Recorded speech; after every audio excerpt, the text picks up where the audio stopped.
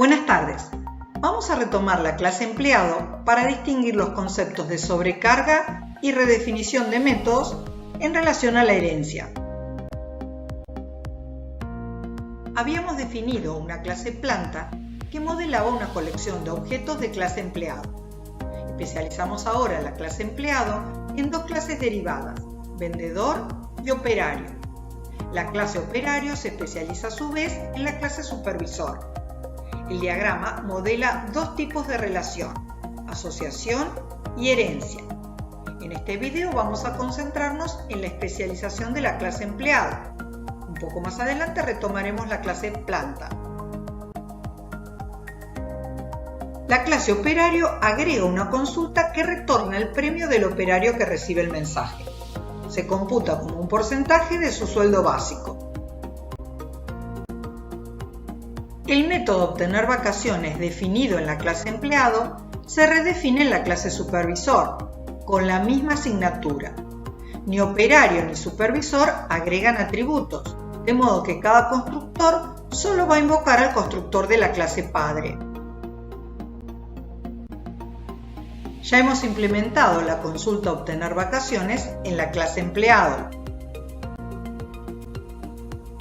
La clase supervisor extiende a la clase operario, que a su vez extiende a la clase empleado.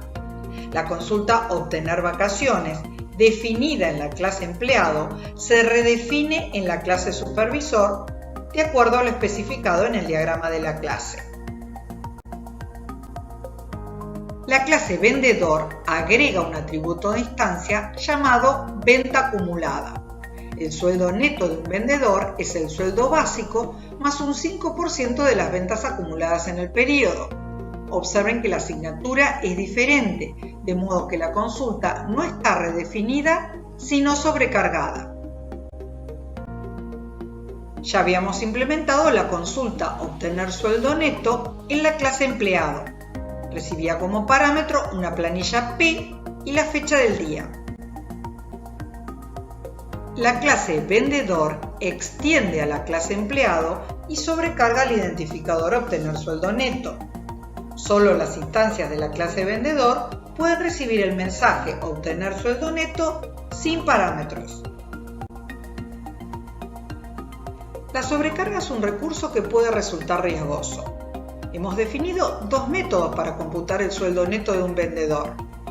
El programador debe enviar el mensaje que corresponde para evitar errores de aplicación. Si los parámetros son correctos, ni el compilador ni en ejecución se va a poder chequear que el mensaje que se envía es el correcto.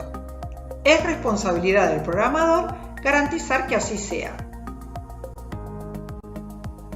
Cuando en una clase derivada se define un método con el mismo nombre que en una clase ancestro y con el mismo número y tipo de parámetros, el método queda redefinido. Observemos que la redefinición se produce siempre dentro de una jerarquía de herencia. Cuando en una clase se define un método con el mismo nombre que otro método dentro de la misma clase o de alguna clase ancestro, pero con diferente número o tipo de parámetros, el método queda sobrecargado. Para que exista sobrecarga no necesita haber una jerarquía de herencia. La sobrecarga puede producirse dentro de una misma clase. Repasemos una vez más nuestro ejemplo. La clase empleado brinda, entre otras, dos consultas, obtener vacaciones y obtener sueldo neto. La clase supervisor extiende a la clase operario, que a su vez extiende a la clase empleado.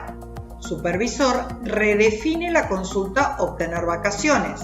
Para las instancias de la clase supervisor, el método obtener vacaciones definido en la clase empleado está derogado.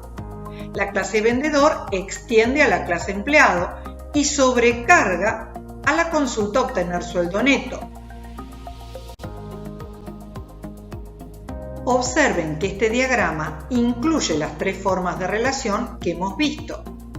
La clase planta está asociada a la clase empleado, que a su vez está asociada a la clase fecha.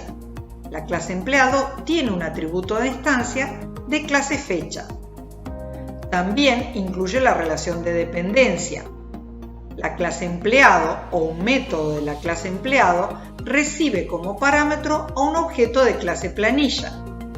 El diagrama incluye también la relación de herencia. Las clases vendedor y operario especializan a la clase empleado. La clase supervisor especializa a la clase operario. Toda instancia de clase supervisor es también una instancia de la clase operario y es una instancia de clase empleado. Todo empleado tiene una fecha de ingreso.